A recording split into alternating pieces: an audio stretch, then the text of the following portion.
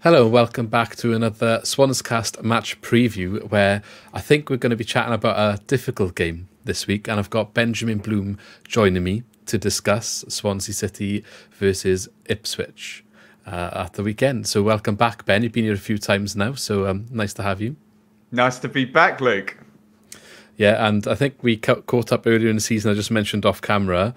And yeah, your season's got off to a cracking start, and I know you were a little bit sceptical maybe going into the season, but I think you're kind of you're up above the clouds at the moment on the league table, definitely. Well, I was only sort of sceptical in context of the barrage of really positive, like yourself, really positive predictions. It almost just gained momentum, didn't it? That Ipswich are going to come up and they're going to do well, and I'm sort of that's straightforward. I understand. They've made it look pretty straightforward, haven't they? Yeah, I mean, I think the form off the back of what you showed, I guess this calendar year really, isn't it? The back end of last season, it's just continued, and I guess it shows that the gulf maybe from League One to the Championship is a lot closer maybe than the gulf from the Championship to the Premier League. That's for sure, and I think it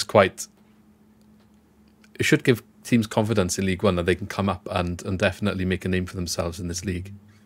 Yeah, I always kind of give it I think you get 6 to 8 week head start if you got promoted from League One and you don't completely make a complete dog's dinner of it like Sheffield Wednesday. I was going to say it's an example. Yeah, even with Plymouth, they've sort of managed to sign their loan players from last season and keep their home form up, and they've kind of ridden their form out. But we're now into with the total of points on the table. We're now into where you're looking at it pretty seriously. Of how many more need to, how average can you be in the remainder of the season, and how many places below second would you actually drop if you were average?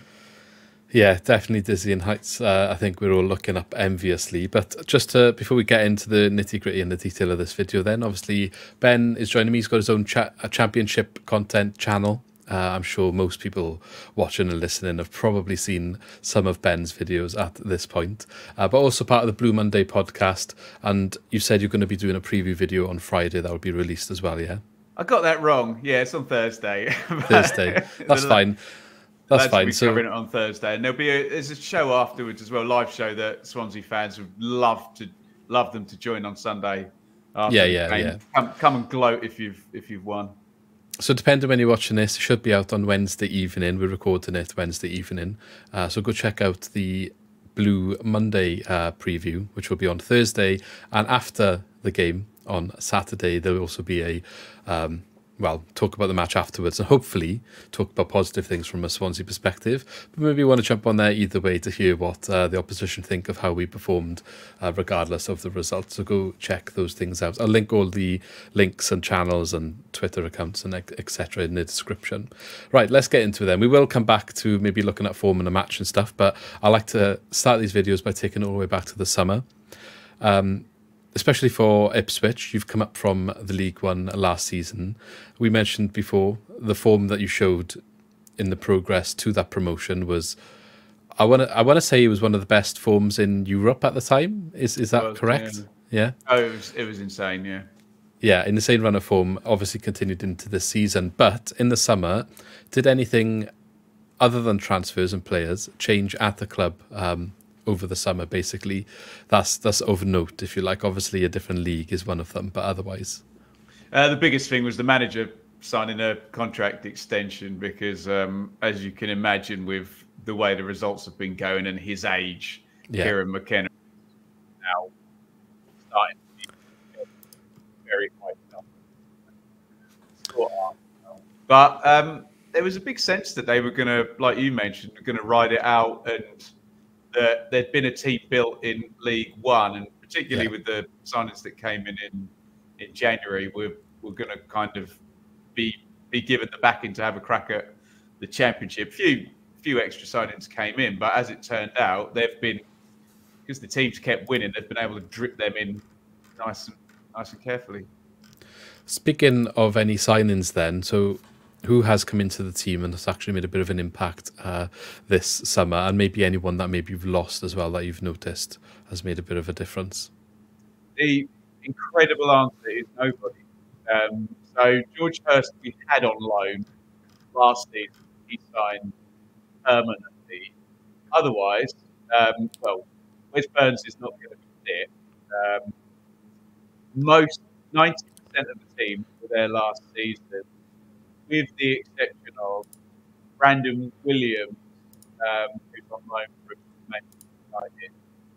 He will, although he has missed the last couple of games due to illness, but hopefully he'll be back.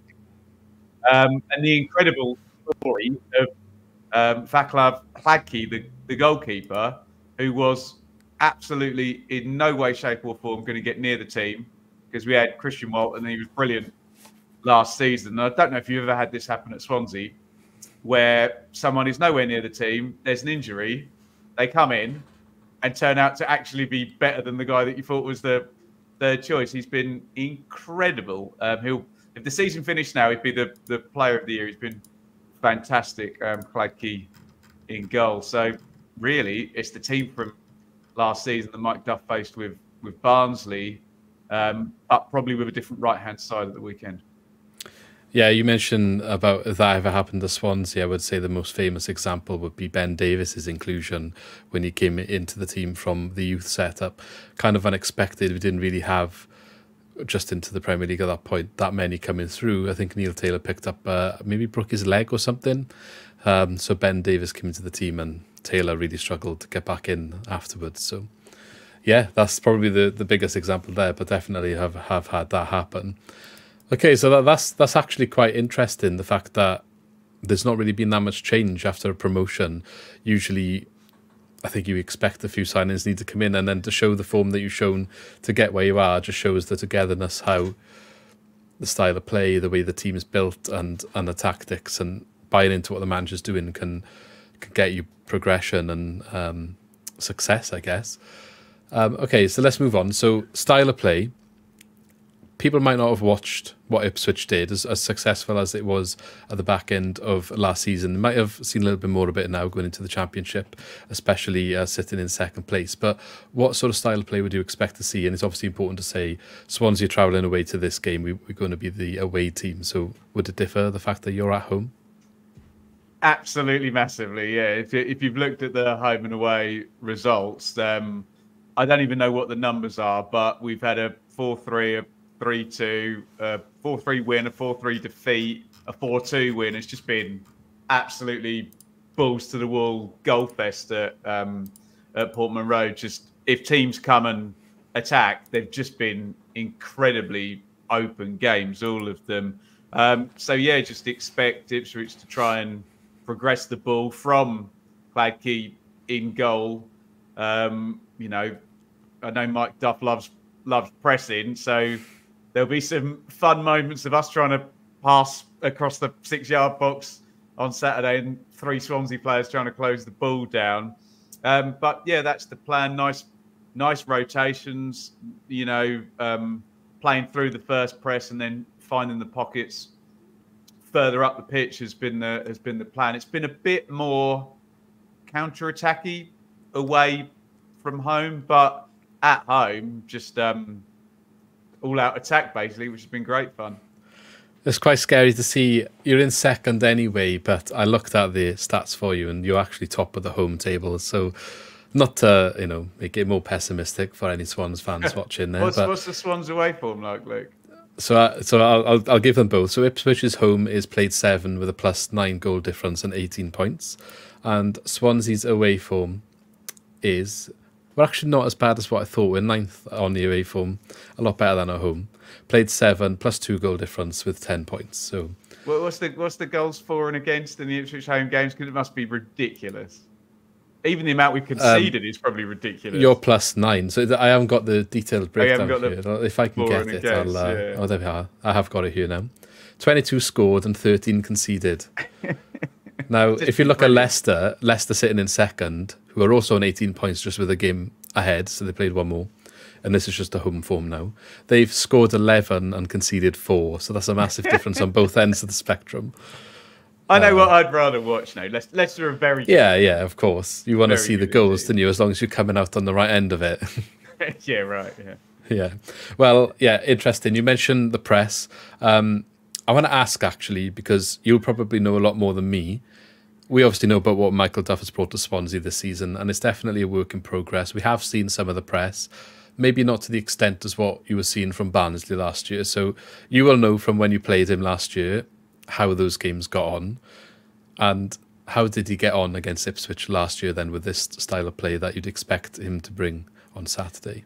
Well, I'll speak for myself, but I think a lot of Ipswich supporters were really impressed with Duff and with Barnsley. The first game you can almost write off because it was really early in the season. I think it might have been maybe even the first home game. I can't quite remember, but that was a 2-2 draw. And then Barnsley went on their run. Unfortunately, in terms of judging Duff, it was in the ridiculous run towards the end of the season, and it was actually the key game.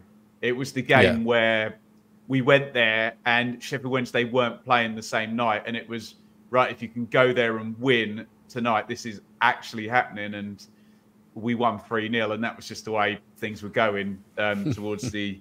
but it was a really good game. You know, it's the sort of game where we won 3-0, but both sides were going at each other, and if Barnsley had taken the lead, they were kind of on top until we scored, and then we went bang, scored 2 goals just before half-time. But it got a lot of respect for that Barnsley team, and they were so unlucky in the playoff final, going down to 10 as well and losing in the 123rd minute. So, yeah, a 2-2 draw, and then, yeah, they got us at the time where, without sounding smug, we were just wiping the floor with everybody at that point. Yeah, well, the facts are all there. I think it was one of the best forms, if not the best form in Europe's top leagues. It was kind of crazy run. And I guess that's why a lot of people tipped the success going into this season, which has materialised. I am nervous going into this game, I'll be honest. And all of what you're saying doesn't fill me with confidence, the 3-0, even if we play well. Not even the amount of goals we've conceded at Portman Road, Luke. Maybe we'll have for at least 2. Maybe we'll have a go. But we've got some issues with our selection up top, and a bit of squad depth is not there for us at the moment. Would be suspended, would he? Yeah, and Patino being suspended is not what you want either, especially going to because he can't really do 2 games a week, but he's got himself suspended when there is no midweek fixture. So it's such a shame because we're into an international break as well. Yeah, not the best timing. Although it's a shame in that you can't appeal to yellows, can you? But I think no. I don't know if you've seen. Maybe your opinion will be valuable among Swans fans here. And I know you don't always like to talk detail about this in your own channel, but did you see the yellows, and what did you make of the actual challenges? I've forgotten now. I would have covered it at the weekend. I remember you went down to 10 early in the game and then missed a penalty as well. Was it a dodgy one? The referee's performance is not one that's going to go down in history down here. Let's be...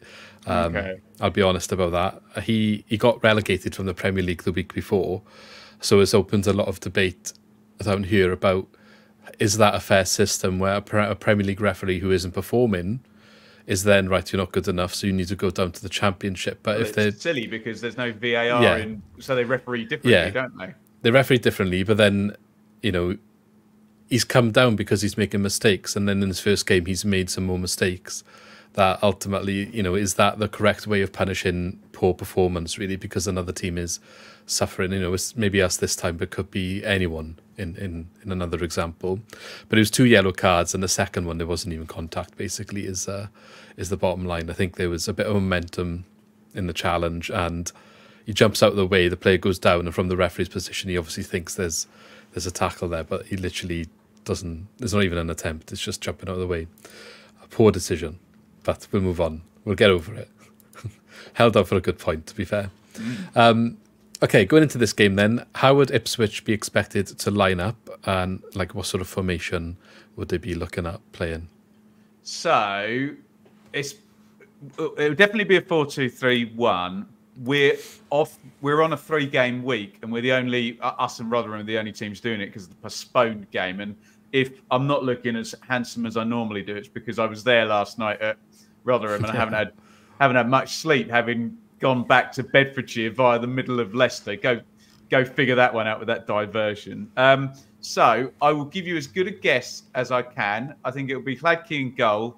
I think Williams will come back and play fullback. Leif Davis is vital on the left back side. Luke Wolfenden got rested, so he's pretty much nailed on to start at centre back, probably with Cam Burgess. But Axel Tuanzebe, first start in the league last night, former Man United Villa defender, very good.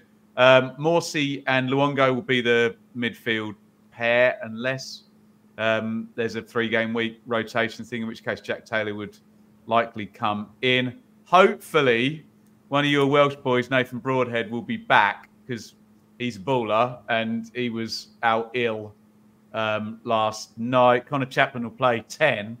And then I'd imagine Amari Hutchinson, Chelsea Loney will play down the right with George Hurst up top. So potentially, you don't know whether it will be Broadhead front left. You don't know whether it will be Hutchinson front right. And we hope Brandon Williams is well again. But that should be the size of it. We're in a moment now where we know exactly what the best 11 is if they're fit. And out of that best 11, as a Swansea fan watching on, who would be the key personnel to worry about if they're going to do some damage? So Hladky, I mean, you're not going to go and press him because he's the goalie, but literally has been starting a lot of the attacks. He's been an absolute revelation. Leif Davis, I don't even know what the number is. The number of assists that fella gets from left back. If you find that out, is absurd. You would think he was playing number 10 or something. He's genuinely, it's like Trent Alexander-Arnold numbers of assists, takes all the set plays. And 7. I was going to say, is it like Connor Roberts and Bidwell? But they had like 7 and 8 by the end of the season, let alone before Christmas. Look at the number from last season as well. It's just... That's nuts. It is nuts. How is he not being like snapped up by higher up teams? Yeah, he will in the end. Yeah, probably needs a couple of, at least a championship season just to get the defensive side down. But if you look at the attacking output, it's just that's crazy, ungodly, isn't it? Sam Morsey's the guy in central midfield. He's the player that if he's on your team, you love him, and if he's against you, you think he's a horrible shit house. And then hopefully, if he's fit, Nathan Broadhead is if it's a tight game, he's the one that can get in the pockets and feed it through or take a shot. He's just got that football brain. So through the spine, Hladky, Davis, Morsey, Broadhead, but got a lot of players who are playing well, and a lot of players getting on the score sheet as well. Okay, and I'd like to flip that question. So you're an Ipswich fan and you're looking at the Swansea team. Where do you think maybe we could cause some damage? Who worries you from our potential starting lineup? Well, you need to kind of look at it as in how Ipswich will play and where the space will be. So we kind of skew lopsided to get Davis forward, which often leaves our right-hand side untended. And the one home defeat there where we absolutely got killed was against Leeds, and poor old Harry Clark it was. It's a bit different if Brandon Williams is playing, because no knock on Clark. Brandon Williams is like a freak athlete, could probably be a middle distance runner. His physicality is so good. But I'm looking at your last lineup. Jamal Lowe played down the left, and we've come across Jerry Yates before, and certainly he's one a lot of Ipswich fans would have liked to have signed. Could we get George Hurst back, and who else is available? Obviously, with Blackpool getting relegated. Yeah. So if Yates is on his pressing, and this is going to be famous last words, Ipswich fans will hate me for saying it, at some point, somebody is going to score that goal against us where we get caught on the ball in the 6-yard box and just stick it in the net. That's going to happen at some point. I hope it's not.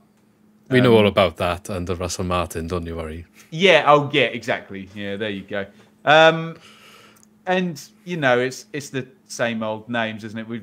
every Championship team's come against Matt Grimes and, you know, tried to get near him and get the ball off him. So that's the one. Depending on how deep he sits, could be a good fun battle with kind of Chaplin in his area there in the number 10 position.